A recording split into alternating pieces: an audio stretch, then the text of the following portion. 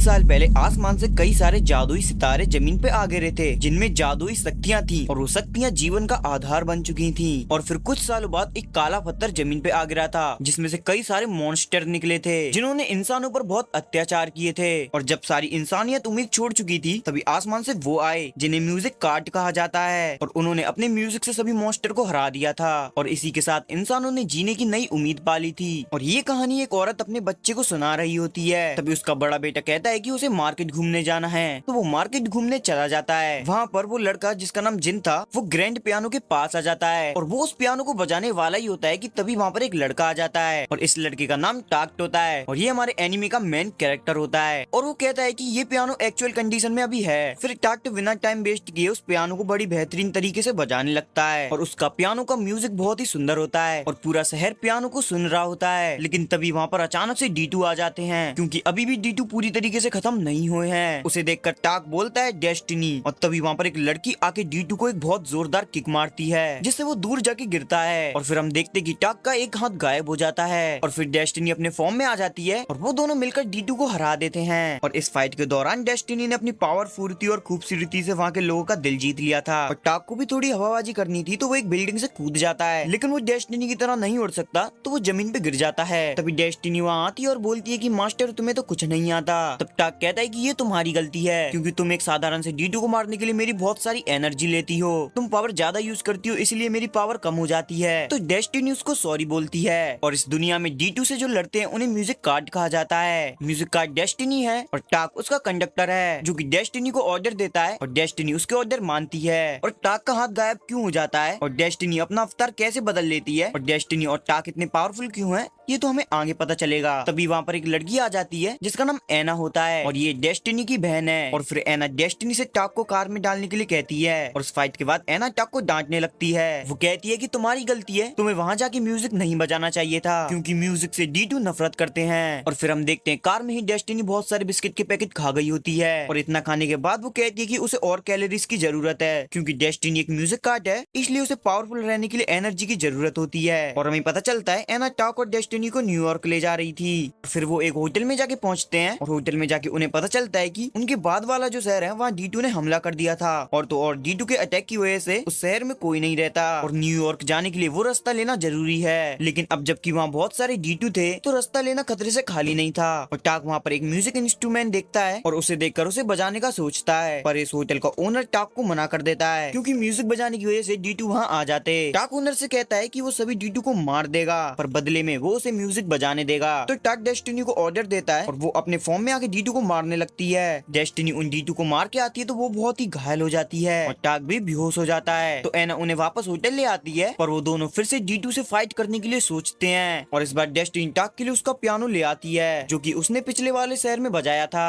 और फिर हम देखते हैं कि वो दोनों लड़ने चले जाते हैं, और टाक पियानो बजा रहा था, और उसके पियानो की आवाज से बहुत सारे D2 आ जाते हैं, और वो डेस्टिनी पर हमला कर देते हैं। पर इसके बाद डेस्टिनी अपने फॉर्म में आ जाती है, और फाइट करना शुरू कर देती है, और वो अपने एक ओपी अटैक से उन D2 को हरा देती है। ये सब खत्म होने के बाद हम देखते हैं कि टाक और डेस्टिनी उस जगह पे बैठे होते हैं, और टाक म्यूजिक बजा रहा होता है, और डेस्टिनी उसको आराम से सुन रही होती है। और फिर हमें 10 साल पहले का सीन दिखाया जाता है, जहाँ एक आदमी जमीन पर पड़ा था, और उसका बेटा उसे उठाने की कोशिश कर रहा था, पर उसके फादर मर जाते हैं। और इस इंसान का नाम केंजी असीना होता है, और ये लड़का जो है ये टाक होता है, और ये उसके फादर हैं। और वहाँ पर एक आदमी जो कि ग्रैंड मास्टर है सिम्फोनिका का, वो सबसे कह रहा था कि म्यूजिक जितना प्यारा है उतना ही हमारे लिए खतरनाक है। अब क्योंकि टाक के फादर केंजी असीना बहुत ही अच्छे म्यूजिक आर्टिस्ट थे, और उन्होंने इस शहर में म्यूजिक बजाया था, और इसलिए D2 सिटी पर आकर हमला कर देते हैं, और बहुत सारे लोग मारे जाते हैं। और इसके बाद से म्यूजिक को बैन कर दिया जाता है, और ये कंपलसरी नोट कर दिया जाता है कि अब से म्यूजिक सिर्फ सिम्फोनिका के मेंबर जो कि म्यूजिक कार्ड है और कंडक्टर वही बजा सकते हैं। अब बेसिकली सिम्फोनिका क्या है? सिम्फोनिका एक ऑर्गेनाइजेशन है जिन्हें गवर्नमेंट ने D2 को मारने की जिम्मेदारी दी है। और अब हम बैक स्टोरी में वापस आते हैं, जहाँ टाक थोड़ा बड़ा हो गया था और पियानो बजा रहा था। हालांकि म्यूजिक बैन है, पर टाक अपने घर में ही बजा रहा था, और उसे कोई भी सुन नहीं रहा था। इसके बाद वहाँ डेस्टिनी आती है, और इस समय डेस्टिनी का नाम कॉसेट है, और उसका नाम डेस्टिनी कैसे हुआ ये हमको आगे पता पड़ेगा। अभी के लिए हम इसे कॉसेट ही कहेंगे, जो कि हफ्ते में एक बार टाक का घर साफ करने आती है, और उसे खाना देने आती है, क्योंकि वो उसकी दोस्त है। और टाक को नहाने के लिए कहती है, क्योंकि वो 1 महीने से नहाया नहीं है। और हमें पता चलता है पिछले 10 सालों में वो घर से भी बाहर नहीं गया है, वो सिर्फ अपना पियानो बजाता रहता है। कॉसेट उससे कहती है, तुम इतनी गंदगी में कैसे रह लेते हो, तुम्हें नहाना चाहिए। है। वो कहता है कम से कम ये गंदगी मुझे मेरे पियानो बजाते टाइम परेशान तो नहीं करती।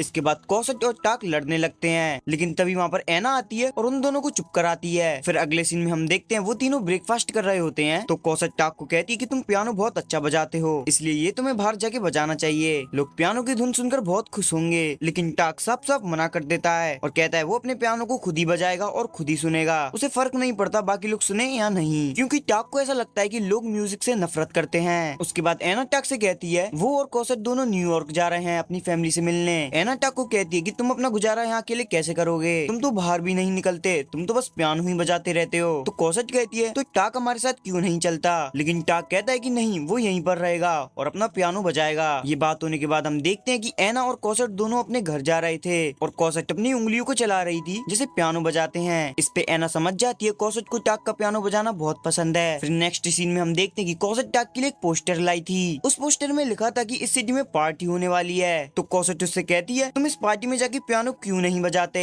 क्योंकि इस पार्टी में पियानो बजाना अलाउ है। अगर तुम वहाँ जाके पियानो बजाओगे तो तुम्हें लोग सुनेंगे और उन्हें अच्छा लगेगा। इस पे टाक नर्वस होकर कहता है क्या ये लोग अभी भी म्यूजिक को पसंद करते हैं। टाक काफी नर्वस था क्योंकि उसने कभी भी किसी के सामने म्यूजिक नहीं बजाया था, उसने सिर्फ अपना म्यूजिक कॉसेट और एना को ही सुनाया है, तो वो वहाँ जाने से मना कर देता है। फिर हम देखते हैं कि टाक बाथरूम में गया था और इसी दौरान कॉसेट उसका पियानो बजा रही थी और वो काफी अच्छा पियानो बजा रही थी। इस पे टाक पूछता है तुमने पियानो बजाना कब सीखा। कॉसेट कहती है कि उसकी मॉम ने उसको पियानो बजाना सिखाया था। फिर कॉसेट वहाँ से चली जाती है। तो टाक एना से पूछता है तुमने कभी बताया नहीं कि तुम्हारी बहन को पियानो बजाना आता है। इस पे एना कहती है कॉसेट को पियानो बजाना बहुत पसंद है और उसे तुम्हारा पियानो बजाना भी बहुत अच्छा लगता है, जब तुम पियानो बजाते हो तो वो खुश होती है। फिर हम देखते हैं सिटी में पार्टी का दिन आ जाता है। वहीं दूसरी तरफ टाक को उसका पियानो नहीं मिलता क्योंकि उसका पियानो कॉसेट और एना पार्टी में ले जाते हैं, जिससे कि टाक वहाँ के पियानो बजाए और लोग उसे देखें। कॉसेट और एना मिलकर वहाँ के लोगों को पियानो सुनने के लिए 6 बजे इनवाइट करते हैं। फिर हम देखते हैं वहाँ पर ग्रैंड मास्टर सागन भी आते हैं, जिन्होंने रूल बनाया था कि म्यूजिक बैन कर दिया जाएगा, पर जबकि अभी पार्टी हो रही है तो म्यूजिक बजाना अलाउ है। फिर हम देखते हैं 6 बज चुके होते हैं पर अभी तक वहाँ टाक नहीं आया होता है और ये देखकर कॉसेट अकेले ही वहाँ पर म्यूजिक बजाने लगती है। वो थोड़ा म्यूजिक बजाती है तभी वहाँ पर टाक आ जाता है और कहता है तुम्हें पता है ना पार्टी के समय ये म्यूजिक नहीं बजाते। फिर टाक पियानो बजाने लगता है और सभी को उसका म्यूजिक बहुत पसंद आता है और पियानो बजाना खत्म होता है और कॉसेट टाक का हाथ ऊपर करती ही है कि तभी D2 उन पे अचानक हमला कर देते हैं। D2 के हमले की वजह से टाक का एक हाथ घायल हो जाता है और वो कॉसेट को देखता है और वो बुरी तरीके से घायल होती है और वो उससे कहती है वो टाक का पियानो बजाना फिर से सुनना चाहती है और ये कहकर ही वो मर जाती है और टाक चिल्ला चिल्ला कर रोने लगता है। पर तभी अचानक कॉसेट का लॉकेट चमकने लगता है और उस लॉकेट में से एक स्पिरिचुअल सोल बाहर आती है और टाक के घायल हाथ पे बाइट करती है और हम देखते हैं कि अचानक टाक का हाथ गायब हो जाता है और कॉसेट भी वापस जिंदा हो जाती है, लेकिन उसके कपड़े बदल जाते हैं क्योंकि कॉसेट म्यूजिक कार्ट बन चुकी थी और टाक कंडक्टर बन चुका था जो कि उसे कंट्रोल करेगा और इनकी आंखों का कलर भी चेंज हो जाता है। तभी कॉसेट कहती है यहाँ और भी सारे D2 हैं और वो उन्हें मारना चाहती है। इसके बाद टाक और कॉसेट D2 से लड़ने लगते हैं, लेकिन टाक की एनर्जी लो हो जाती है, इस वजह से कॉसेट भी घायल हो जाती है और टाक बेहोश हो जाता है और तभी वहाँ पर और D2 आने लगते हैं। लेकिन तभी वहाँ पर लेनी और उसकी म्यूजिक कार्ड टाइटन आ जाती है और वो दोनों आसानी से उन D2 को मार देते हैं। अगले सीन में हम देखते हैं टाक नींद से जागा ही था और उसका घायल हाथ भी ठीक हो जाता है। तभी हम कॉसेट को देखते हैं जो कि पूरी तरीके से बदल गई थी और अब वो पहले वाली कॉसेट नहीं रही और वो अपना नाम डेस्टिनी बताती है क्योंकि अब वो डेस्टिनी बन चुकी है और अब से हम इसे डेस्टिनी ही कहेंगे। टाक को ये सब बहुत ज्यादा अजीब लग रहा था और फिर हमारा इंट्रोडक्शन लेनी और टाइटन से कराया जाता है। लेनी एक कंडक्टर है और उसका असली नाम लियोनार्ड है और टाइटन उसकी म्यूजिक कार्ट है जो कि बहुत ज्यादा पावरफुल है। टाक को बताता है आज से 20 साल पहले द ब्लैक मेटियोराइट यानी वो काला पत्थर जो कि स्पेस से अर्थ पर गिरा था, उसमें से बहुत सारे D2 निकले थे और म्यूजिक कार्ट ने म्यूजिक की पावर का इस्तेमाल करके उन्हें हरा दिया था, पर फिर भी इतने सालों से D2 अर्थ पर ही थे और अब वो जल्दी बाहर नहीं निकलते हैं। तभी अचानक डेस्टिनी कहती है मतलब D2 बाहर नहीं आ रहे हैं तो इसका मतलब मेरा मिशन कंप्लीट हो गया है। तभी टाक लेनी से पूछता है कॉसेट का बिहेवियर इतना चेंज कैसे हो गया है। लेनी टाक को बताता है एक्चुअली में म्यूजिक कार्ड जो है वो बचपन से ही म्यूजिक कार्ड होने का साइन दिखाते हैं और उनके साइन की मदद से उन्हें सिम्फोनी का ले जाया जाता है, जहाँ पे उन्हें एक स्पेशल प्रोसेस के अंडर में म्यूजिक कार्ड बनाया जाता है, पर वो म्यूजिक कार्ड बनने के बाद अपनी याददाश्त खो देते हैं। फिर लेनी कहता है कॉसेट के साथ ऐसा नहीं है, कॉसेट को म्यूजिक कार्ड वाली पावर नेचुरली मिली है और टाक को भी कंडक्टर की पावर नेचुरली मिली है। फिर लेनी दुखी होकर कहता है कॉसेट अब कॉसेट नहीं रही, वो अब डेस्टिनी बन चुकी है, जो हमारे सामने है वो डेस्टिनी है और इसका बिहेवियर और इसकी पसंद सब कॉसेट से अलग है, मतलब ये एक नई लड़की है। एनी कहता है शायद कॉसेट उस प्रोसेस के अंडर से नहीं गई, इसलिए कॉसेट में ये दिक्कत है, अगर ऐसा ही चलता है तो कॉसेट डेस्टिनी के रूप में भी जिंदा नहीं रह पाएगी और थोड़े समय बाद वो मर जाएगी। पर लेनी टाक को कहता है इसमें कोई दिक्कत नहीं है, वो सिम्फोनी का हेडक्वार्टर जो कि न्यूयॉर्क में है वो वहाँ डेस्टिनी को ठीक करने के लिए एक एप्लीकेशन भेज देगा। फिर वो लोग प्लान करते हैं कि वो लोग सिम्फोनी का हेडक्वार्टर जाएंगे। एना मैप लेके आती है, मैप देख के लेनी कहता है हम कोई भी रास्ते से जाएं वो खतरनाक ही होगा क्योंकि हर रास्ते पर D2 भरे पड़े हैं। तो लेनी कहता है वो उनके साथ आधे रास्ते ही जाएंगे क्योंकि वो पूरे रास्ते तक नहीं जा सकते क्योंकि उन्हें कुछ काम है। पर वो उनसे कहता है कि वो उस आधे रास्ते में ही उन्हें फाइट करना सिखा देगा जिससे वो D2 से लड़ सकें। फिर अगले सीन में हम देखते हैं कॉसेट टाइटन के साथ बैठी होती है और यहाँ अंदर टाक होता है, लेकिन तभी अचानक से टाक का हाथ गायब हो जाता है और डेस्टिनी कहती है कि मुझे बहुत सारे D2 दिख रहे हैं और वो वहाँ से अकेले ही D2 को मारने चली जाती है। तो घबरा के टाक भी उसके पीछे पीछे जाता है। फिर इधर हम देखते हैं डेस्टिनी D2 को मारने की कोशिश कर रही थी पर वो एक भी D2 को मार नहीं पा रही थी क्योंकि उसे ये पावर अभी अभी मिली है, इसलिए उसे ये पावर यूज करना नहीं आती। टाक उससे कहता है तुम अपनी पावर ज्यादा इस्तेमाल कर रही हो, इसकी वजह से मेरी एनर्जी लो हो रही है और मुझे पेन हो रहा है। लेकिन तभी वहाँ पर बहुत सारे D2 आ जाते हैं, लेकिन तभी लेनी उनकी मदद करने आ जाता है और वो दोनों मिलकर उन D2 को बड़ी आराम से मार देते हैं। D2 को मारने के बाद लेनी टाक से कहता है कि शायद डेस्टिनी तुम्हें अंदर से खा रही है और वो जिंदा रहने के लिए तुम्हारा लाइफ स्पैन ले रही है और इसी वजह से डेस्टिनी बाकी म्यूजिक कार्ड से बहुत ज्यादा पावरफुल है क्योंकि डेस्टिनी एक नहीं दो इंसान की पावर यूज कर रही है। फिर अगले सीन में हम एना को देखते हैं जिसे मारने के लिए एक D2 आ रहा था, लेकिन तभी वहाँ पर डेस्टिनी आ जाती है और डेस्टिनी टाक से पूछती है क्या तुम्हें इस घर की जरूरत है, तो टाक मना कर देता है। इसके बाद डेस्टिनी अपने एक अटैक के साथ इस घर को बूम बाम कर देती है, मतलब उस घर को D2 के साथ ब्लास्ट कर देती है। उसके बाद एना डेस्टिनी से कहती है तुमने टाक का पूरा घर उड़ा दिया, अब वो कहाँ रहेगा। इस पे टाक कहता है कि अब उसे यहाँ रहने की जरूरत नहीं है क्योंकि टाक एना और डेस्टिनी के साथ न्यूयॉर्क जाने के लिए मान जाता है। फिर अगले सीन में हम देखते हैं ये लोग कार में थे और एना डेस्टिनी से कहती है कि तुम मुझे बड़ी बहन बोला करो। इस पे डेस्टिनी भी मान जाती है और इधर टाक कार के शीशे पे पियानो बजाने की तरह उंगलियां चला रहा था। तभी डेस्टिनी उससे पूछती है कि ये तुम क्या कर रहे हो। टाक कहता है कि वो पियानो बजा रहा है और वो बिना अपने पियानो के एक दिन भी नहीं रह सकता।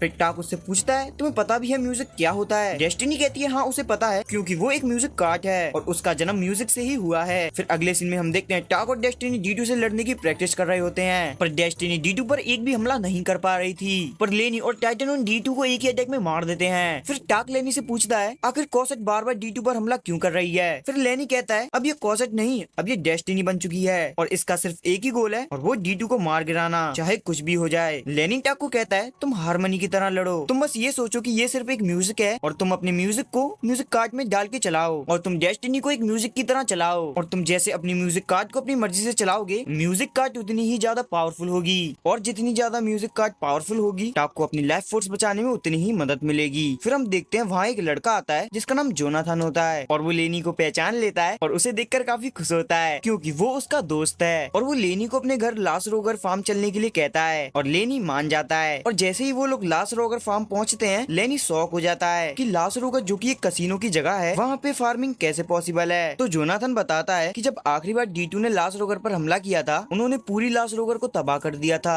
और तब से वो लास रोगर में कसीनो और गेम की जगह फार्मिंग करते हैं। और यहाँ के जो ओनर है मिस्टर लैंग वो भी बहुत अच्छे हैं। और फिर वहाँ मैगी आती है, नहीं खाने वाली मैगी नहीं, ये वाली मैगी जो कि जोनाथन की वाइफ है और वो दोनों इन सबको अपने घर पर इनवाइट करते हैं। और तभी वहाँ पर मिस्टर लैंग भी आते हैं जो कि इस जगह के मालिक हैं और उनका बिहेवियर भी काफी अच्छा है। उसके बाद मिस्टर लैंग पूछते हैं कि ये बच्चे कौन हैं। लेनी मिस्टर लैंग को कहता है ये मेरे बच्चे हैं, लेकिन टाक वहाँ कहता है कि ऐसा कुछ नहीं है। तो लेनी कहता है कि वो उसका बड़ा बेटा है इसलिए वो थोड़ा गुस्से में रहता है। फिर हम देखते हैं लेनी और बाकी सब जोनाथन के घर रुके हुए थे और जोनाथन के घर पार्टी थी और फिर हमें पता चलता है कि आज से कुछ समय पहले जब जोनाथन पर D2 ने अटैक किया था तब लेनी ने जोनाथन की जान बचाई थी और इसलिए जोनाथन लेनी का आभारी है। उसके बाद हमें रात का सीन दिखाया जाता है जहाँ लेनी मिस्टर लैंग से मिलने जाता है और वो मिस्टर लैंग को बहुत ज्यादा पैसा देता है और कहता है कि हमें खेलने का मौका दो। और फिर हमें पता चलता है मिस्टर लैंग एक्चुअली में एक करप्ट है और वहाँ पे एक कसीनो चला रहा है और ये कसीनो की बात वहाँ के फार्मर को नहीं पता है, पर इस सब के लिए उसने गवर्नमेंट की परमिशन ली है। उसके अगले सीन में हम टाक एना डेस्टिनी को देखते हैं जो कि जोनाथन के घर में होते हैं। तभी डेस्टिनी अचानक से अजीब हरकतें करना स्टार्ट कर देती है क्योंकि उसे एक अल्ट्रासोनिक वाइब्रेशन सुनाई दे रही थी और वो उस वाइब्रेशन का पीछा करती है और दीवार तोड़कर उसके पीछे चली जाती जाती है। तो फिर टाक और एना भी उसके पीछे पीछे जाते हैं और वो लोग उस वाइब्रेशन का पीछा करते करते लैंग के कसीनो तक पहुंच जाते हैं। और कसीनो में आते ही डेस्टिनी क्रेजी हो जाती है और 2 बॉडीगार्ड को पेल देती है और वहाँ तोड़फोड़ करने लगती है और कुछ देर बाद उनको बॉडीगार्ड घेर लेते हैं। पर तभी अचानक डेस्टिनी कहती है वो लोग आ चुके हैं और हम देखते हैं कि बहुत सारे D2 वहाँ आ जाते हैं। पर इसके बाद डेस्टिनी अपने फॉर्म में आ जाती है तो लेनी और टाइटन भी उन्हें ज्वाइन करते हैं। फिर हम देखते हैं लेनी उस पॉइंट पर टाक और डेस्टिनी को फाइट करना सिखा रहा था और टाक और लेनी मिलकर सारे D2 को मार रहे थे। और अब जबकि सारे D2 मर चुके थे तो उनका रास्ता क्लियर हो जाता है और D2 की वजह से लैंग का कसीनो पूरी तरीके से तबाह हो गया था, इसलिए वो कंगाल हो जाता है। और फिर हम देखते हैं लेनी, टाक और बाकी सब लोग वहाँ से जाने लगते हैं और जाते टाइम जोनाथन उन लोगों को बहुत सारे कॉर्न देता है और इस टाइम लेनी, टाक, एना और डेस्टिनी को वहीं पर छोड़ देता है और वहीं से उनके रास्ते अलग हो जाते हैं। और अब टाक, एना, डेस्टिनी अपने न्यूयॉर्क वाले सफर पर अकेले ही जाएंगे।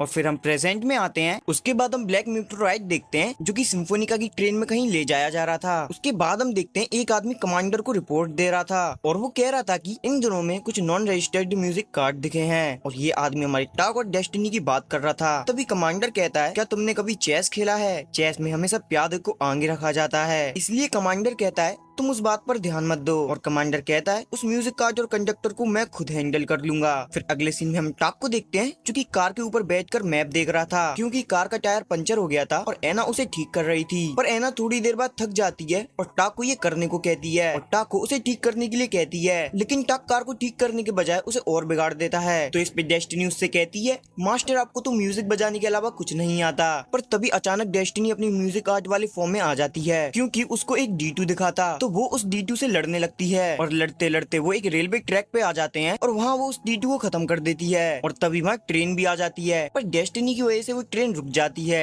और उसी के साथ हम देखते हैं कि एना और टाक भी वहाँ आ जाते हैं। फिर हम एक नई म्यूजिक आर्ट को देखते हैं जो डेस्टिनी से पूछती है क्या तुम एक म्यूजिक आर्ट हो? और ये कहकर वो डेस्टिनी पर तलवार टांग देती है। फिर एना उसे जाके समझाती है कि तुम्हें कुछ गलत फहमी हुई है, हम तो यहाँ बस अपने काम के लिए आए थे और डेस्टिनी तो बस D2 को मार रही थी। फिर वहाँ पर कमांडर सिंडलर आ जाते हैं और कहते हैं क्यों ना तुम हमारे साथ ट्रेन में चलो, हम तुम्हें तुम्हारे रास्ते छोड़ देंगे। इस पे वो लोग मान जाते हैं और कमांडर के साथ ट्रेन में बैठ जाते हैं और साथ ही में वो अपनी कार को भी ट्रेन में रख लेते हैं और कमांडर उनके साथ बात कर रहा होता है। तो कमांडर उन्हें बताता है कि वो ब्लैक मीटोराइट को ट्रेन में ले जा रहा है। तभी वो म्यूजिक आर्ट जो थी वो बोलती है कमांडर आपको ये बात इनको नहीं बतानी चाहिए। और कमांडर कहता है इनके पास खुद की एक म्यूजिक आर्ट है तो इनको बताने में कोई दिक्कत नहीं है। तभी डेस्टिनी को वहाँ पे रखा हुआ डेजर्ट बहुत अच्छा लगता है और वो उसे तेजी से खाने लगती है। तभी कमांडर सोचता है ये कैसी म्यूजिक आर्ट है, उसने ऐसी यूनिक म्यूजिक आर्ट कभी नहीं देखी। फिर कमांडर टाक से पूछता है तुम्हें ये इतना ज्यादा पावरफुल वेपन कहाँ से मिला? तभी एना उससे पूछती है क्या वेपन म्यूजिक आर्ट वेपन है? तभी टाक कहता है उसे उसका जवाब देने की कोई जरूरत नहीं है और टाक वहाँ से चला जाता है। फिर हम देखते हैं टाक एना डेस्टिनी को वही वाली म्यूजिक आर्ट उनका रूम दिखा देती है और वो म्यूजिक आर्ट कहती है इस रूम से बाहर निकलने की कोशिश भी मत करना। तभी डेस्टिनी कहती है उसने अभी किसी D2 को सेंस किया है और वो ट्रेन को तोड़कर D2 को मारने चली जाती है और डेस्टिनी ट्रेन के ऊपर D2 से लड़ने लगती है और डेस्टिनी के साथ भी वो नई वाली म्यूजिक आज भी D2 को मार रही थी। तभी एक D2 टाक पर हमला कर देता है पर डेस्टिनी उसे उड़ा देती है। फिर डेस्टिनी कहती है कि मिशन कंप्लीट हुआ।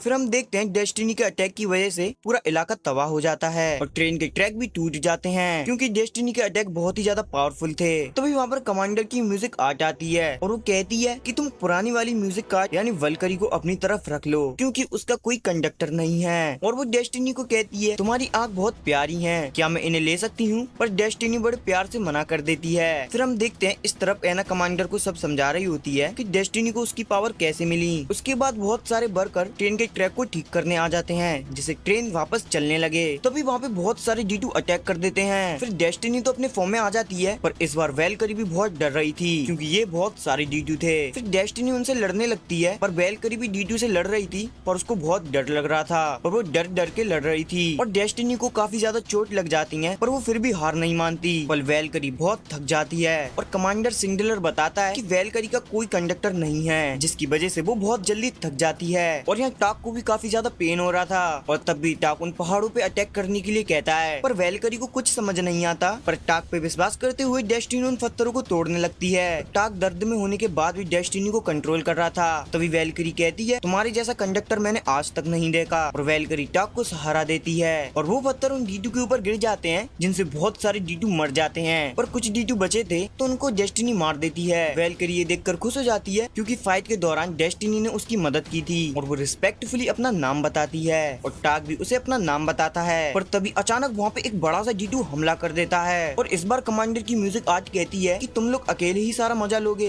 थोड़ा मजा मुझे भी लेने दो। और कमांडर की म्यूजिक आर्ट भी फाइट करने के लिए तैयार हो जाती है और स्पीड में जाके उस D2 को 2 अटैक में ही मार देती है। इससे हमें पता चलता है कि वो बहुत ही ज्यादा पावरफुल है। फिर हम देखते हैं कमांडर अपने स्टेशन पहुंच चुका था और वो वैलकरी को कहता है कि अब उसे उसकी कोई जरूरत नहीं है, वो जा सकती है। और इसे सुनकर वैलकरी बहुत ही दुखी हो जाती है। इसके बाद कमांडर टाक से मिलने जाता है और उन्हें कहता है कि तुम्हें हमारे साथ चलना चाहिए, मैं तुम्हें एक अच्छी पोस्ट दूंगा क्योंकि तुम उस पोस्ट के हकदार हो और तुम बहुत ही ज्यादा पावरफुल हो, बदले में तुम्हें मेरी हर बात माननी पड़ेगी। तभी टाक कहता है वो जल्दी में और वो ऐसे फालतू इंसान की बात नहीं सुनना चाहता। इस पे कमांडर बहुत ही ज्यादा गुस्सा हो जाता है। इसके बाद टाक वहाँ से चला जाता है और फिर वो लोग वहाँ से निकल जाते हैं और अपना सफर कंटिन्यू करते हैं। और फिर वो एक ऐसे शहर में आ जाते हैं जो कि पूरी तरीके से तबाह हो गया था, पर वहाँ कुछ स्टोर्स खुले थे, इसलिए वो इस शहर में थोड़ी देर के लिए रुक जाते हैं और अपने लिए कुछ जरूरत की चीजें भी खरीदते हैं। और टाक एक बार में जाता है जहाँ पियानो भी था और उस बार का ओनर टाक के फादर का दोस्त था, तो वो उसे उस पियानो को बजाने देता है। और उसकी पियानो की आवाज से D2 भी नहीं आते क्योंकि वो पियानो उसके बार के बेसमेंट में था, तो इससे पियानो की आवाज बाहर नहीं जाती और D2 भी नहीं आते। और टाक इतना अच्छा पियानो बजाता है, ये देखकर ओनर भी उसकी तारीफ करता है और वो ओनर टाक से कहता है कि तुम्हें अपना खुद का एक म्यूजिक लिखना चाहिए, पर टाक कुछ नहीं बोलता।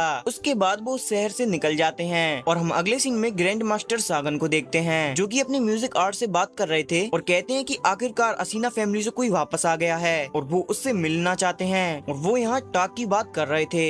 फिर हम देखते हैं टाक एंड डेस्टिनी एक और शहर में आ जाते हैं जो कि पिछले शहर की तरह ही तबाह था, लेकिन डेस्टिनी कहती है यहाँ कोई प्रॉब्लम नहीं है, यहाँ बस एक प्रॉब्लम है कि हम यहाँ मिठाइयाँ नहीं खरीद सकते। पर एना कहती है उससे भी बड़ी एक प्रॉब्लम है और वो टाक को डांट लगाती है क्योंकि वो बहुत देर से कार की शीशे पे उंगलियां बजाया जा रहा था। फिर हम सिम्फोनिका का सीन देखते हैं जहाँ हम कमांडर सिंडलर को देखते हैं जो कि कह रहा था कि उस शहर में म्यूजिक कार्ड मत भेजो। एक्चुअली में कमांडर कहता है कि जिस शहर से इनकम कम होती है उस शहर में म्यूजिक कार्ड भेजने का कोई फायदा नहीं है क्योंकि ऐसे शहर सिर्फ गार्बेज हैं जिनसे हमको कोई फायदा नहीं होता, और जिस शहर से फायदा नहीं होता उस शहर को D2 से बचाने के लिए म्यूजिक कार्ड क्यों भेजें। पर तभी वहाँ पर एक गाइड आती है और कहती है कमांडर आपको ग्रैंड मास्टर सागन बुला रहे हैं। फिर अगले सीन में हम देखते हैं कमांडर ग्रैंड मास्टर से बात कर रहा था जहाँ पे ग्रैंड मास्टर उससे कहते हैं तुम टाक से दूर रहो और टाक का केस मैं हैंडल कर लूंगा। और वहाँ पे हमें ग्रैंड मास्टर की म्यूजिक कार्ड हेवन भी दिखती है। पर कमांडर सिंडलर काफी ज्यादा गुस्सा हो जाता है क्योंकि उसे ऐसा लग रहा था कि वो फालतू है और ग्रैंड मास्टर के लिए टाक उससे ज्यादा इम्पोर्टेंट है। फिर अगले सीन में हम देखते हैं एक बहुत ही बड़ा जाम लगा था जिसमें टाक एना डेस्टिनी भी फंसे हुए थे और जाम इसलिए लगा था क्योंकि लोग वहाँ से भाग रहे थे क्योंकि करंटली थोड़े दिन पहले वहाँ पे D2 ने हमला कर दिया था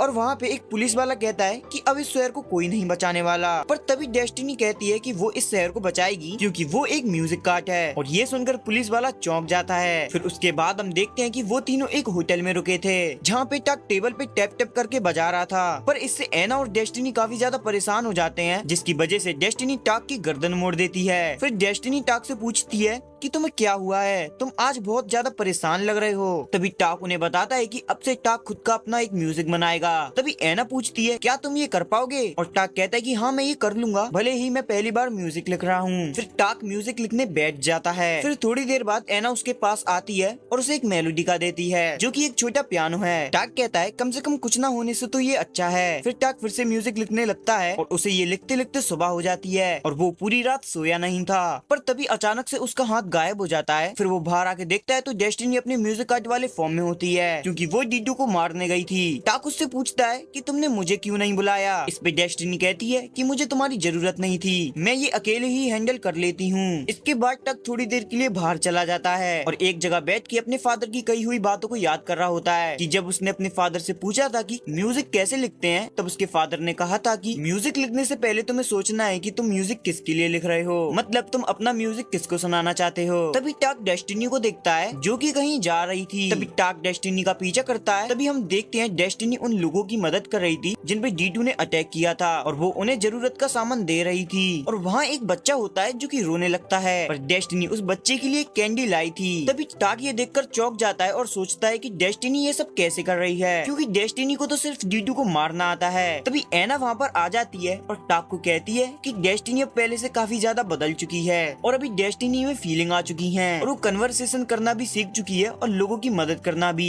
जिस पे टाक कहता है कि ये सब कैसे हुआ। तब एना कहती है कि ये शायद तुम्हारी वजह से हुआ है और एना टाक को बताती है कि कल जो मेलोडी का मैंने तुम्हें दिया था वो भी डेस्टिनी लाई थी। और ये सुनकर टाक चौंक जाता है पर एना कहती है कि हम डेस्टिनी को वापस से कॉसेट में बदल पाएंगे। फिर नेक्स्ट सीन में हम लेनी को देखते हैं जो कि फोन पे बात कर रहा था और उसे ये खबर मिलती है कि D2 डेस्टिनी और टाक पर अटैक करने वाले हैं। फिर नेक्स्ट सीन में हम देखते हैं कि टाक डेस्टिनी से बात करने जाता है जहाँ पे डेस्टिनी टाक को बताती है कि आजकल कुछ दिनों से वो उसको कॉसेट या डेस्टिनी नहीं बुला रही और ये सुनकर टाक चौंक जाता है। फिर डेस्टिनी टाक से पूछती है कि कॉसेट आखिर कैसी थी और क्या तुम कॉसेट को जानते थे और क्या तुम तीनों साथ रहते थे। तभी टाक कहता है बस बहुत हो गया, इसके बारे में मुझसे बात मत करना। उसके बाद डेस्टिनी कुछ नहीं बोलती और टाक भी वहाँ से चला जाता है। उसके बाद इस शहर में D2 हमला कर देते हैं और पुलिस वाले उनको मारने की कोशिश करते हैं पर उनकी बंदूक से D2 को कुछ नहीं होता। पर तभी वहाँ पर डेस्टिनी आ जाती है और D2 उसे देखकर भागने लगते हैं तो डेस्टिनी भी उनके पीछे पीछे जाके उन्हें मार देती है और पुलिस वाला भी ये देखकर खुश हो जाता है। पर टाक काफी ज्यादा थक जाता है और पहली बार टाक को थका हुआ देख डेस्टिनी को भी चिंता होने लगती है और उसके बाद डेस्टिनी को और भी ज्यादा D2 सेंस होते हैं तो जंगल में टाक और डेस्टिनी उन्हें मारने के लिए निकल जाते हैं। डेस्टिनी टाक से कहती है कि तुम बहुत दिनों से सोए नहीं हो और मुझे लग रहा है कि तुम्हें कोई दिक्कत है। पर टाक कहता है कि अभी ये सब जरूरी नहीं है, उन्हें बस D2 को मारने पर फोकस करना चाहिए। फिर टाक और डेस्टिनी चलते चलते एक जगह पे आ जाते हैं जहाँ बहुत सारे D2 थे,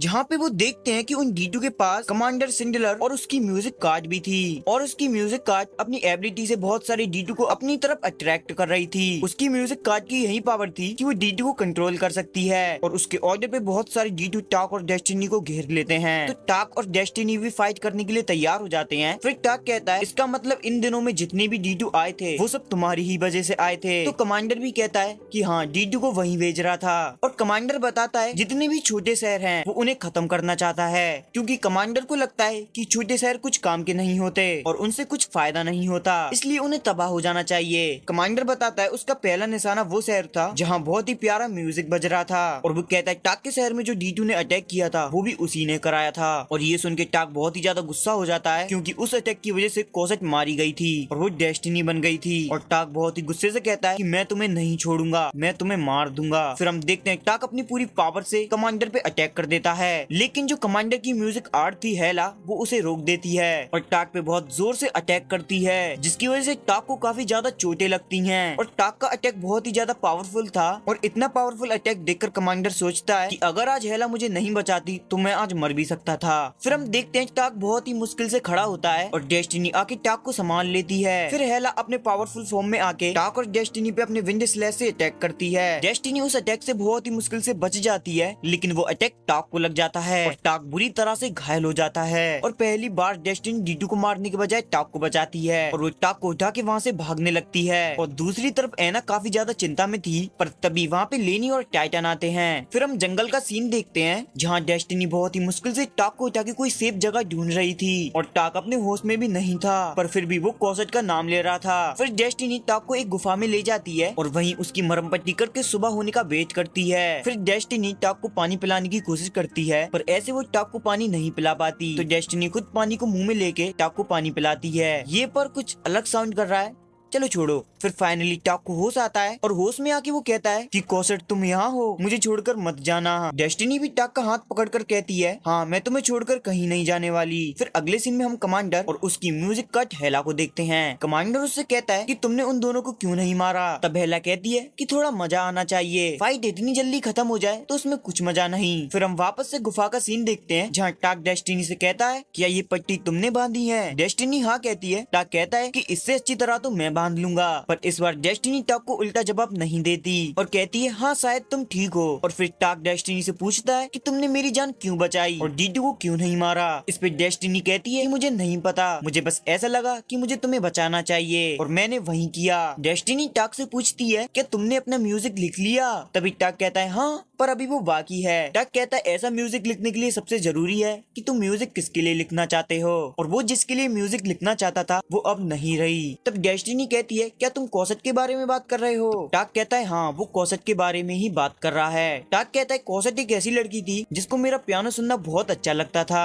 और उसने हमेशा मुझे चीयर किया और हमेशा मेरा साथ दिया, पर अब वो जा चुकी है तो मैं म्यूजिक किसके लिए लिखूं। तब डेस्टिनी कहती है इस दुनिया में बहुत लोग हैं जो कि म्यूजिक वापस आने का वेट कर रहे हैं। फिर डेस्टिनी कहती है कि उन्हें तुम्हारी म्यूजिक की जरूरत है और तुम्हें म्यूजिक लिखना चाहिए क्योंकि तुम्हारा म्यूजिक मैं भी सुनना चाहती हूँ। फिर हम सुबह का सीन देखते हैं जहाँ पे डेस्टिनी कमांडर से लड़ने आती है और कहती है तुम दोनों को मारने के लिए मुझे म्यूजिक कार्ड वाले फॉर्म में आने की भी जरूरत नहीं है। फिर डेस्टिनी और हेला के बीच में वापस से फाइट होती है और डेस्टिनी बुरी तरीके से हार जाती है क्योंकि वो अपनी म्यूजिक कार्ड वाले फॉर्म में नहीं है और टाक भी उसे कंट्रोल नहीं कर रहा है। इस वजह से डेस्टिनी को काफी ज्यादा चोटें भी लगती हैं और हेला उसका गला पकड़कर उसे उठा लेती है। पर तभी वहाँ पर टाक आ जाता है। उसके बाद हेला डेस्टिनी को छोड़ देती है। फिर टाक डेस्टिनी को कहता है कि क्या तुम पागल हो, पर डेस्टिनी उसी को पागल बोलने लग जाती है और ये दोनों आपस में ही झगड़ने लगते हैं। पर तभी वहाँ पर लेनी आ जाता है और पहली बार लेनी की म्यूजिक का टाइटन सीरियस होकर कमांडर और उसकी म्यूजिक आर्ट से बोलती है कि तुम इन्हें चोट नहीं पहुंचा पाओगे। फिर टाक डेस्टिनी से पूछता है कि कल रात तुमने कहा था कि इस दुनिया को मेरे म्यूजिक की जरूरत है। तब डेस्टिनी कहती है मुझे तुम्हारी म्यूजिक की कोई जरूरत नहीं है, लेकिन इस दुनिया में बहुत ऐसी चीजें हैं जिन्हें वो सबसे ज्यादा पसंद करती है और उनमें से एक टाक का म्यूजिक भी है। फिर टाक पहली बार कौसत को डेस्टिनी के नाम से बुलाता है और कहता है इस बार हम दोनों साथ मिलकर लड़ेंगे। फिर अगले सीन में हम देखते हैं कमांडर सिंगुलर के पसीने छूट जाते हैं क्योंकि लेनी उसे जबरदस्त की टक्कर दे रहा था और इस तरफ डेस्टिनी अपने म्यूजिक कार्ड वाले फॉर्म में आ चुकी थी और इस बार डेस्टिनी हेला को बहुत बुरी तरीके से पीट रही थी। फिर डेस्टिनी अपना फाइनल अटैक करती है और वो अटैक हेला को लग जाता है और वो नीचे गिर जाती है और हेला डेस्टिनी से हार जाती है और इस तरफ कमांडर लेनी से हार जाता है। लेकिन तभी वहाँ पर हेवन आ जाती है जो कि ग्रैंड मास्टर सागन की म्यूजिक आर्ट है और वो कमांडर से कहती है कि तुम्हें टाक से दूर रहने को कहा गया था ना, पर तुमने हेडक्वार्टर की बात नहीं मानी और इसलिए तुम्हें सिम्फोनिका से निकाल दिया जाता है। और ये सुनकर कमांडर चौंक जाता है। फिर हेवन उन चारों से कहती है जो अटैक हुआ है वो सीक्रेट ही रहना चाहिए। लेनी गुस्से में कहता है इसे सीक्रेट रखना क्यों जरूरी है। तभी हेवन कहती है मैंने जो कहा है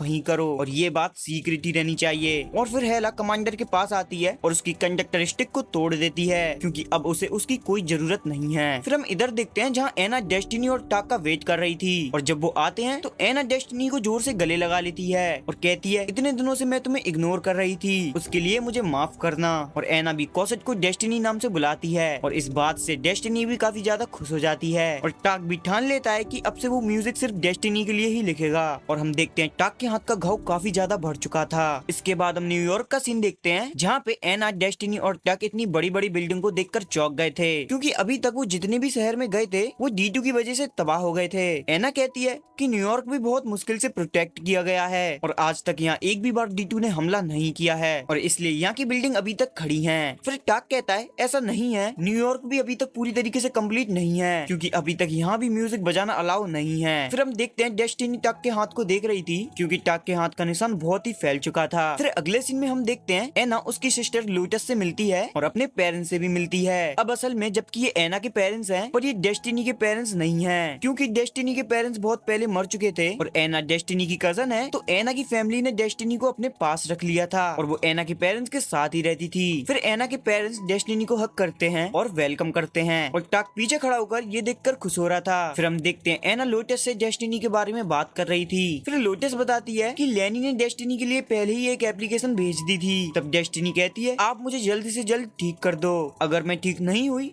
तो मैं D2 को नहीं मार पाऊंगी। फिर हम देखते हैं कि वो चारों सिम्फोनिका पहुंच जाते हैं। सिम्फोनिका हेडक्वार्टर में वो लोग एग्जामिनेशन रूम में पहुंचते हैं। वहां पर जाकर डेस्टिनी टाक को कहती है कि तुम अपना हाथ अच्छे से चेक करा लेना क्योंकि तुम्हारे हाथ का निशान बहुत ही ज्यादा बढ़ रहा है। फिर टाक उससे कहता है कि तुम्हें मुझे सलाह देने की कोई जरूरत नहीं है। फिर एना देखती है कि टाक के हाथ का निशान बहुत ही ज्यादा बढ़ चुका था और उसका निशान उसके गले तक पहुँच चुका था। फिर एना लोटस से कहती है कि तुम इसे अच्छे से चेक कर लेना कि टाक का एग्जामिनेशन अच्छे से हो जाए और टाक को वापस ठीक करके ही लाना। फिर फिर हम एग्जामिनेशन हॉल में टाक और डेस्टिनी को देखते हैं और वहाँ पर डेस्टिनी लोटस से पूछती है कि कॉसेट कैसी थी। सब कहते हैं कि मैं कॉसेट की बॉडी में रहती हूँ, क्या कॉसेट को आप जानती थी? पर लोटस इसका जवाब नहीं देती। इसके बाद लोटस डेस्टिनी और टाक को समझाती है कि तुम म्यूजिक आर्ट और कंडक्टर नेचुरली बने हो, तुम्हारी अवेकनिंग नेचुरली हुई है और क्योंकि तुम स्पेशल प्रोसेस के अंडर से नहीं गए इसलिए तुम में ये कमी है कि टाक की लाइफ फोर्स कम हो रही है। और वो बहुत ही दुखी होकर कहती है कि तुम दोनों एक दूसरे को अंदर से खा रहे हो। मतलब टाक जिंदा रहने के लिए डेस्टिनी की पावर यूज कर रहा है और डेस्टिनी जिंदा रहने के लिए टाक की पावर यूज कर रही है। पर डेस्टिनी टाक की कुछ ज्यादा ही पावर ले रही है और अगर टाक को कुछ हो गया तो डेस्टिनी भी जिंदा नहीं रह पाएगी। लोटस कहती है कि उनके पास इतनी टेक्नोलॉजी नहीं है कि वो उन्हें वापस से ठीक कर पाए, लेकिन लोटस कहती है कि अगर वो दोनों फाइट करना बंद करते हैं तो वो कुछ दिनों के लिए जिंदा रह सकेंगे। और इस पे टाक और डेस्टिनी काफी ज्यादा दुखी हो जाते हैं और लोटस अपनी रिसर्च कंटिन्यू करने लगती है। फिर हम मॉर्निंग का सीन देखते हैं जहाँ टाक अपना म्यूजिक लिख रहा था और एना उसे शॉपिंग पे चलने के लिए कहती है, पर टाक पे इन सब चीजों के लिए टाइम नहीं है तो वो मना कर देता है। लेकिन फिर डेस्टिनी के डराने पर टाक चलने के लिए हाँ कर देता है। और फिर हम अगले सीन में देखते हैं कि टाक, डेस्टिनी और बाकी सब घूमने जाते हैं और फिर वो अलग अलग तरह की डिशेज भी टेस्ट करते हैं और डेस्टिनी ये सबसे काफी ज्यादा खुश थी। फिर हम मॉल का सीन देखते हैं जहाँ डेस्टिनी अलग अलग कपड़े ट्राई कर रही थी पर वो कुछ लेती नहीं है और वहाँ पर डेस्टिनी को इतना खुश देख टाक भी खुश होता है। और फिर वो लोग एक्वेरियम जाते हैं और डेस्टिनी और टाक मिलकर मछलियाँ देख रहे थे। तभी एना लोटस से कुछ कहती है। फिर अगले सीन में हम देखते हैं एना और लोटस टाक और डेस्टिनी को अकेला छोड़ देते हैं जिससे कि वो साथ में टाइम स्पेंड कर पाएं। और डेस्टिनी का मन बना रहे तो एना उसे पैनकेक भी दिलाती है। टाक डेस्टिनी से कहता है कि तुम कितना खाती हो? तब डेस्टिनी कहती है कि ये अलग फ्लेवर है और ये काउंट नहीं होता। फिर वो दोनों चलते चलते एक म्यूजिशियन की ग्रेव पर पहुंच जाते हैं और लोग वहाँ पे उस म्यूजिशियन को रिस्पेक्ट देने आते हैं। तो टाक को ऐसा फील होता है कि अभी भी लोगों के लिए म्यूजिक के लिए रिस्पेक्ट है। फिर हम देखते हैं कि टाक और डेस्टिनी भी म्यूजिशियन की ग्रेव पर भी रिस्पेक्टफुली फ्लावर रखते हैं। और फिर अगले सीन में हम देखते हैं टाक और डेस्टिनी गार्डन में आके बैठ जाते हैं और टाक डेस्टिनी को समझा रहा था कि फायरवर्क कैसे होते हैं क्योंकि रात को फायरवर्क जलने वाले थे। डेस्टिनी टाक को पूछती है कि क्या तुमने अपना म्यूजिक कंप्लीट कर लिया? टाक कहता है कि अभी नहीं पर वो जल्दी कंप्लीट होने वाला है। फिर डेस्टिनी कहती है कि मैं तुम्हारा म्यूजिक जल्दी सुनना चाहूंगी। फिर वो बात करते हैं कि अब जब वो लड़ाई नहीं करने वाले तो वो बची हुई लाइफ में क्या करेंगे, जिसपे टाक कहता है कि मैं तो म्यूजिक बजाना चाहूंगा। पर बहुत ही सारी बात करने के बाद वो फैसला करते हैं कि वो फाइट करना बंद नहीं करेंगे और दुनिया को बचाने के लिए और म्यूजिक को बचाने के लिए वो आखिरी दम तक लड़ेंगे। फिर हम देखते हैं डेस्टिनी को वापस से एक फोर्क वाली म्यूजिक सुनाई देती है जिससे कि D2 अट्रैक्ट होते हैं। डेस्टिनी उसे ढूंढने की कोशिश करती है पर उसे कुछ नहीं मिलता। फिर वो दोनों वापस से घर आ जाते हैं और जब वो घर आते हैं उन्हें पता चलता है कि लेनी फोन पर है। टाक लेनी से बात करता है लेकिन लेनी टाक को कहता है कि तुम जल्दी से जल्दी अपनी फैमिली को लेकर न्यूयॉर्क से निकलो। तभी टाक उससे कहता है कि क्या तुम मुझे भागने के लिए कह रहे हो? लेनी कहता है कि मैं तुम में से किसी को नहीं खोना चाहता। टाक लेनी से कहता है कि क्या हुआ है वो उसे खुल के बताए। तभी लेनी कहता है कि हम वापस जरूर मिलेंगे। ये सुन के टाक को बहुत बुरा लगता है क्योंकि उसे लग रहा था कि लेनी अपना फाइनल गुड बाय बोल रहा है। फिर टाक लेनी से कहता है मैं ऐसे ही बैठे नहीं रह सकता, मैं फाइट करना चाहता हूँ। फिर फाइनली लेनी टाक को सारा सच बताने के लिए मान जाता है और उसे शाम को गार्डन में मिलने के लिए बुलाता है। फिर अगले सीन में हम देखते हैं जहाँ लेनी और टाइटन साथ में ब्रेकफास्ट कर रहे थे और टाइटन हमेशा की तरह खुश थी। फिर हम टाक और डेस्टिनी को देखते हैं जो कि लेनी से मिलने जा रहे थे और एना उनसे कहती है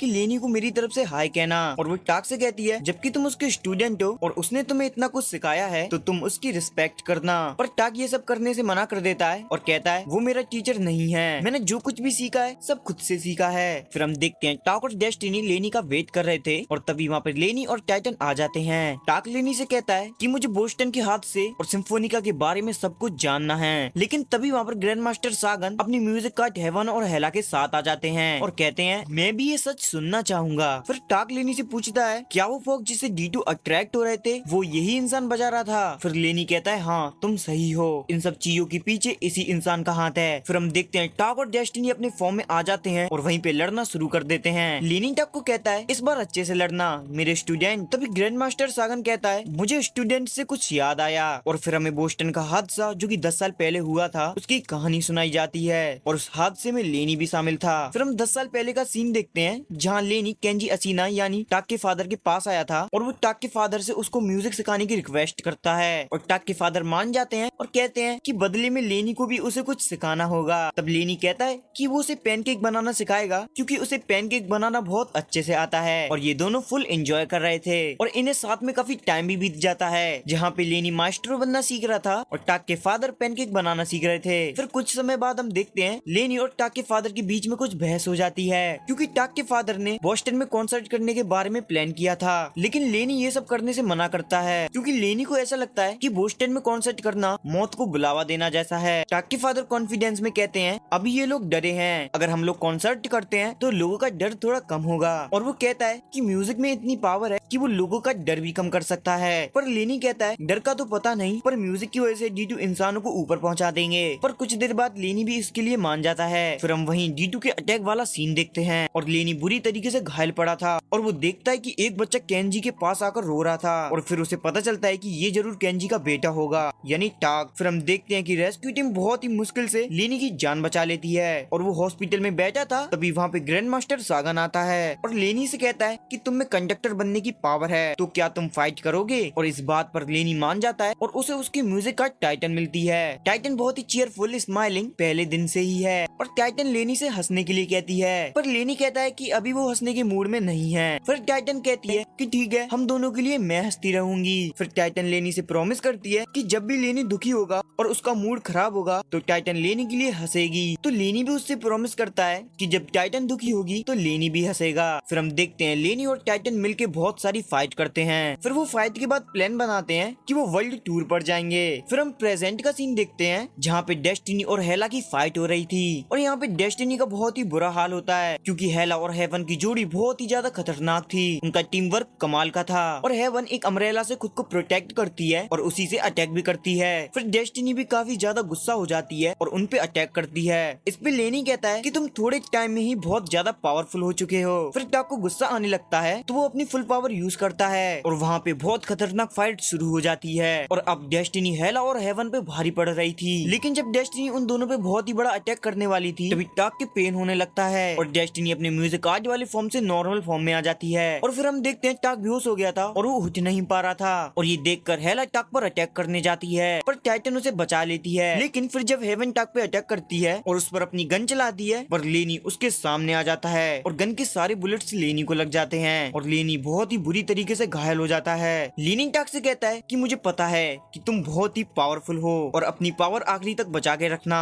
क्योंकि हमें इन्हें म्यूजिक की पावर दिखानी है। और लेनी को इस हालत में देख टाइटन को बहुत ही गुस्सा आ जाता है तो वो अपने एक न्यू फॉर्म में आ जाती है और रेज में आकर हेवन और हेला से लड़ने लगती है और वो उन दोनों पर भारी पड़ रही थी। टाइटन उन दोनों से बहुत ही जबरदस्त तरीके से फाइट करती है और टाइटन अब बहुत ही ज्यादा बेडलेस और पावरफुल हो जाती है क्योंकि अब उसके पास एक गन नहीं 5 गन्स आ जाती हैं और वो उन गन को एक साथ चलाती है जिससे बहुत ही बड़ा अटैक होता है। और वो अटैक हेला को लगने वाला था पर बीच में हेवन आके उसे बचा लेती है और हेवन बुरी तरीके से घायल हो जाती है। फिर हम देखते हैं इस तरफ लेनी अपनी आखिरी सांसें ले रहा था और ये देखकर टाइटन बहुत ही ज्यादा उदास हो जाती है पर लेनी फिर भी स्माइल करता है और टाक लेनी से कहता है कि तुम इतने स्टूपिड क्यों हो, तुमने अपनी जान मुझे बचाने के लिए क्यों दी। तब लेनी कहता है कि मैंने कसम खाई थी जिस दिन तुम्हारे फादर मरे थे मैंने उसी दिन कसम खा ली थी कि मैं तुम्हारे लिए एक ऐसी दुनिया बनाऊंगा जिसमें तुम खुल के पियानो बजा पाओ और तुम्हें रोकने वाला कोई ना हो। लेनी टाक को हाथ लगाकर बोलता है कि तुम अब म्यूजिशियन बन चुके हो और ये कहकर लेनी मर जाता है और यहाँ पूरा माहौल सैड हो जाता है। टाक लेनी से कहता है कि तुम मेरे म्यूजिक के हारमोनी हो और टाक मान लेता है कि लेनी उसका मास्टर था। फिर अगले सीन में हम एना और लोटस को देखते हैं जहाँ पे लोटस कहती है अब जबकि डेस्टिनी और टाक थोड़े दिन के लिए फाइट से दूर हैं तो लोटस जरूर से एक ऐसा तरीका ढूंढ लेगी कि वो दोनों वापस से पहले जैसे हो जाएं। लोटस कहती है कि वो उन दोनों को ठीक करके ही रहेगी। फिर एना उससे पूछती है कि क्या उन दोनों की कंडीशन बहुत खराब है। लोटस कहती है हाँ दोनों की कंडीशन बहुत खराब है, खासकर टाक की, और टाक के पास तो एक महीना भी नहीं बचा है। फिर अगले सीन में हम दोगले ग्रैंड मास्टर सागन को देखते हैं और वो ब्लैक स्टोन के पास खड़ा था तभी अचानक वो ब्लैक स्टोन में अपना हाथ घुसा देता है जिससे कि वो ब्लैक स्टोन बहुत ही तेजी से फैलने लगता है और वो फैल के इतना बड़ा हो जाता है कि वो पूरी सिम्फोनिका को तबाह कर देता है। और तो और उस ब्लैक स्टोन में से बहुत सारे D2 निकलने लगते हैं और ऐसा लगता है कि D2 उस ब्लैक स्टोन के बच्चे हैं। फिर हम टाक को देखते हैं जो कि सो के उठा ही था और वो न्यूज देखता है जहाँ चारों तरफ ये बात फैली हुई थी कि सिम्फोनिका में D2 ने अटैक कर दिया है और वहाँ पे जो ब्लैक स्टोन था वो बहुत ही बढ़ रहा है और वो पूरे शहर में भी धीरे धीरे फैल रहा है। फिर डेस्टिनी टाक को कहती है कि उसकी बहन एना और लोटस अभी भी सिम्फोनिका में हैं, क्योंकि डेस्टिनी को उसका लिखा हुआ लेटर मिला था। फिर हम देखते हैं बहुत अलग अलग म्यूजिक आर्ट सिम्फोनिका पहुंच के डीडू से लड़ने लगते हैं और वो डीडू को बहुत ही एफिशिएंटली और प्रोफेशनल तरीके से मार रहे थे। फिर हम एना और लोटस को देखते हैं जो कि सिम्फोनिका से बाहर निकलने का रास्ता ढूंढ रहे थे। और इधर हम टाक, डेस्टिनी और टाइटन को देखते हैं, वो तीनों मिलकर एना और लोटस को बचाने के लिए निकल पड़ते हैं। टाइटन कहती है मैं उन दोनों को मारने के बाद सागन को मारने जाऊंगी, क्योंकि अगर मैंने सागन को नहीं मारा तो ये वायरस कभी खत्म नहीं होगा और मेरे मास्टरों को भी शांति नहीं मिलेगी। डेस्टिनी उससे कहती है कि तुम्हें चिंता करने की कोई जरूरत नहीं है। फिर टाक कहता है मैं भी सागन को मारने जाऊंगा, क्योंकि अगर मैंने उसे नहीं मारा तो मेरे टीचर ने जो मुझे सिखाया है वो किसी काम का नहीं है। फिर हम देखते हैं वो तीनों सिम्फोनिका के अंदर आ चुके थे और वहाँ पे बहुत सारे डीडू थे और दूसरी तरफ एना ने लोटस को अपने कंधे पर उठा लिया था, क्योंकि लोटस चल नहीं सकती इसलिए वो व्हील चेयर का इस्तेमाल करती है। पर अभी यहाँ व्हील चेयर के लिए रास्ता नहीं है। फिर वो जाने का रास्ता ढूंढ ही रही थी कि एक डीडू उन पे अटैक करने के लिए आगे बढ़ता है और इधर दूसरी तरफ टाक, डेस्टिनी, टाइटन मिलकर डीडू को मार रहे थे। डीडू को मारते मारते डेस्टिनी कहती है ये सभी तो अंडे की तरह फूट रहे हैं। तभी टाक कहता है फाइनल स्ट्राइक का टाइम आ चुका है। फिर डेस्टिनी एक अटैक करती है जिससे बहुत सारे डीडू मर जाते हैं, लेकिन तभी टाक की हालत खराब होने लगती है और वो जमीन पर गिर जाता है। फिर हम एना को देखते हैं जिसपे डीडू अटैक कर रहा था, लेकिन तभी अचानक वहाँ पे वेलकरी आ जाती है और एना को बचा लेती है। और दूसरी तरफ टाक भी अपने होश में आ गया था और इधर वेलकरी उन डीडू से अकेले ही फाइट कर रही थी और काफी अच्छे से लड़ रही थी और वो सारे के सारे डीडू को मार रही थी। लेकिन तभी वहाँ पे एक बहुत ही बड़ा डीडू आ जाता है और फिर डेस्टिनी वेलकरी से साथ में लड़ने के लिए कहती है। फिर टाक की गाइडेंस से वेलकरी, टाइटन, डेस्टिनी तीनों मिलकर उस डीडू को मार देते हैं। फिर डीडू के मरने के बाद हम देखते हैं डेस्टिनी सीधे जाके एना को हक कर लेती है। फिर वेलकरी टाक को पूछती है कि तुम्हारे चेहरे को क्या हुआ, लेकिन टाक उसे इग्नोर करते हुए बोलता है कि तुम्हारा इससे कोई लेना देना नहीं है। और वेलकरी ये सुनकर गुस्सा हो जाती है और टाक को उल्टा सीधा कहने लगती है, लेकिन तभी टाइटन इससे परेशान हो जाती है और उसे बेहोश कर देती है, क्योंकि वो कुछ ज्यादा ही शोर मचा रही थी। फिर टाक टाइटन से कहता है थोड़ी देर रेस्ट करने के बाद तुम एना, लोटस और वेलकरी को लेके यहाँ से चली जाना और उन्हें किसी सेफ जगह पे ले जाना। टाइटन कहती है ठीक है, पर मैं वापस से सागन को मारने आऊंगी। तभी एना गुस्से में टाक से कहती है तुम्हें पता भी है तुम किस कंडीशन में हो और जिस कंडीशन में अभी तुम हो तुम मर भी सकते हो। और एना बहुत ही दुखी होकर रोने लगती है। तभी टाक कहता है कि हाँ मुझे पता है मैं मर भी सकता हूँ। तभी एना दुखी होकर रोने लगती है। फिर टाक कहता है बहुत दिनों बाद तुम मुझ पर चिल्लाई हो। फिर टाक कहता है चाहे कुछ भी हो जाए मैं म्यूजिक को बचा के ही रहूंगा। और वो एना को थैंक यू कहता है क्योंकि उसने उसके लिए बहुत कुछ किया है। लेकिन तभी अचानक एना टाक को किस कर लेती है और कहती है मुझे नहीं पता ये मैंने क्यों किया। और कहती है तुम्हें तो बस अपनी म्यूजिक की ही फिक्र है, तुम्हें अपने आसपास के लोगों की कोई चिंता नहीं है। और एना डेस्टिनी से कहती है कि चाहे कुछ भी हो जाए टाक को जिंदा ही वापस लाना। उसके बाद टाक और डेस्टिनी सागन को मारने के लिए निकल पड़ते हैं और डेस्टिनी टाक को कह रही थी कि तुम उस मूवमेंट के बाद से बहुत चुपचाप हो गए हो और तुम पूरी तरीके से लाल हो चुके हो। और फिर वो एक हॉल में आ जाते हैं जहाँ बहुत सारे डीडू थे और वहाँ पे हेला और हेवन भी थी। और टाइटन के उस अटैक की वजह से हेवन की हालत बहुत ही पतली थी और टाक उनसे कहता है कि चाहे कुछ भी हो जाए मैं सागन को मार के ही रहूंगा। और अचानक से हेवन अपनी पावर यूज कर देती है जिससे एक बहुत बड़ा ब्लेड उन दोनों के अंदर घुस जाता है और वो दोनों कंबाइन होकर एक अलग ही फॉर्म में आ जाते हैं। और ये देखकर टाक, डेस्टिनी चौंक जाते हैं और इस फॉर्म का नाम ऑर्फियस होता है। और ऑर्फियस टाक, डेस्टिनी पर अटैक करना स्टार्ट कर देती है और वो अटैक काफी ज्यादा हैवी थे और पूरी तरह से तबाही मचा रहे थे। पर टाक और डेस्टिनी एक बहुत ही बड़े स्टोन के पीछे जाके खुद को बचा लेते हैं। फिर डेस्टिनी कहती है कि डरने की कोई बात नहीं है, वो ऑर्फियस को जरूर हरा देगी। और टाक को भी जोश आ जाता है और वो लड़ना स्टार्ट कर देता है और डेस्टिनी ऑर्फियस से लड़ने लगती है। डेस्टिनी अपने गन से ऑर्फियस पे लगातार अटैक किए जा रही थी और ऑर्फियस को उससे कुछ फर्क नहीं पड़ता। फिर ऑर्फियस छोटे छोटे बॉम्ब डेस्टिनी पर फेंक देती है और वो बॉम्ब बहुत बड़ा डिस्ट्रक्शन करते हैं जिससे कि डेस्टिनी की हालत बहुत खराब हो जाती है। और हमें ये भी पता चलता है कि ऑर्फियस के पास हीलिंग पावर है। फिर टाक और डेस्टिनी दोनों मिलकर प्लान बनाते हैं कि वो दोनों साथ मिलकर ऑर्फियस के ऊपर एक बहुत ही बड़ा अटैक करेंगे जिससे कि ऑर्फियस को हील होने में ज्यादा टाइम लगेगा और उस दौरान वो सागन को रोक पाएंगे। फिर उस प्लान के चलते डेस्टिनी ऑर्फियस के पास पहुंच जाती है और जैसे ही वो उसके पास पहुंचती है ऑर्फियस डेस्टिनी पर अटैक कर देती है और उसे दूर फेंक देती है जिससे कि डेस्टिनी को बहुत ही चोट लगती है। और टाक गुस्से में आ जाता है और वो जाके ऑर्फियस को एक किक मारता है और ऑर्फियस को उससे कुछ नहीं होता। लेकिन ये तो बस टाक का प्लान था, वो तो बस ऑर्फियस को डिस्ट्रैक्ट करना चाहता था।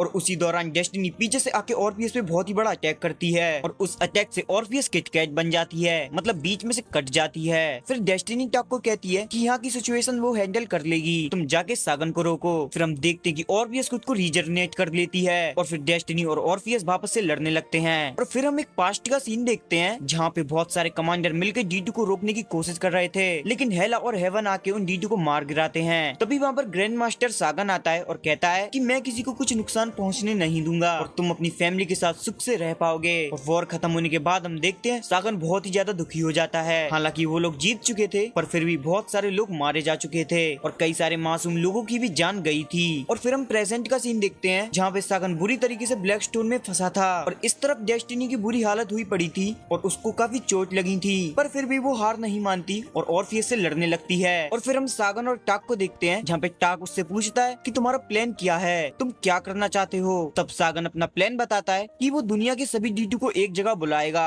और अपने कंटिनेंट को सील कर देगा जिससे कि सारे डीटू एक ही जगह पे मारे जाएं। लेकिन उस प्लान में एक दिक्कत है कि अगर कंटिनेंट सील कर दिया गया तो उस कंटिनेंट के सारे लोग दब के मर जाएंगे। पर हम देखते हैं कि टाक पूरा सफेद हो रहा था और जब कंडक्टर सफेद होता है यानी कि वो मरने वाला है। फिर टाक सागन से कहता है कि क्या तुम सभी लोगों को मार दोगे। तो सागन वही पुराना डायलॉग मारता है कि कुछ पाने के लिए कुछ खोना भी पड़ता है। और दूसरी तरफ हम डेस्टिनी को देखते हैं जो कि जमीन पर पड़ी हुई थी और ऑर्फियस उससे कहती है कि मैं सागन के पास जा रही हूँ और तुम्हें मारने के बाद मैं टाक को भी मार दूंगी। और ये सुनकर डेस्टिनी को गुस्सा आ जाता है और वो फिर से उससे लड़ने लगती है और वो अपनी फुल पावर से ऑर्फियस को मुक्के मारने लगती है और डेस्टिनी की पावर बहुत ही बढ़ जाती है और वो कहती है कि वो हमेशा टाक के पास ही रहेगी और ऐसी दुनिया बनाएगी जैसा वो चाहता है। और वो उसे कसकर एक पंच मारती है और वहीं ऑर्फियस का सीन खत्म हो जाता है। और फिर फाइनली डेस्टिनी टाक के पास पहुंचती है और सागन को यहाँ पे अपनी गलती का एहसास हो जाता है। लेकिन टाक और डेस्टिनी मिलकर सागन को खत्म कर देते हैं और फिर जो वो स्टोन थे वो टूटकर बिखरने लगते हैं और सिम्फोनी का ब्लैक स्टोन से आजाद हो जाता है। उसके बाद हमें बीच का सीन दिखाया जाता है जहाँ टाक एक गाना गुनगुना रहा था। तभी डेस्टिनी उससे पूछती है कि ये कैसा गाना है। टाक कहता है मैंने तुमसे प्रॉमिस किया था ना कि मैं तुम्हारे लिए म्यूजिक जरूर लिखूंगा। डेस्टिनी उससे कहती है कि मुझे लगा था कि ये तुम नहीं लिखोगे। तभी टाक कहता है चाहे कुछ भी हो जाए मैं अपना काम पूरा कंप्लीट करता हूँ। टाक कहता है कि शायद अब हमारी जिंदगी बहुत ही बिजी होने वाली है और टाक अपनी आंखें बंद करके कहता है कि वो थोड़ी देर सोना चाहता है।